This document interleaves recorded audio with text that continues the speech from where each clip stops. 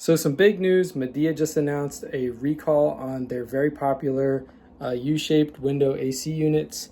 And in this video, I'm just going to show you a quick tip on how to check to see if your unit was impacted and also how to inspect yours for mold to make sure you don't have any in your system if you want to continue using it while you wait on a repair. Checking if your unit was impacted is pretty simple. There is a link that I'll add in the description, and you're just going to type in some basic information that is found on the right side here, just about your model number and your serial number, and it'll basically tell you if yours is impacted and provide some next steps. So now when it comes to actually checking the unit, this is what you're going to want to do. So first, you're just going to want to make sure the unit is unplugged, and then you can manually lift this up here.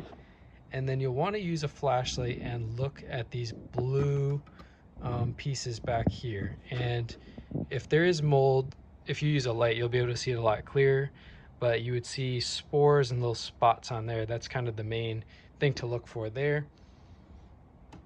And then the second place that you're going to want to look is you're going to pull this off here. There's like little tabs.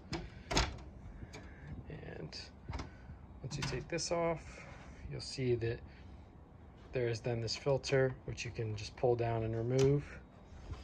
And then you're also going to want to look down here in the bottom of the pan to make sure that there's no mold or water buildup there.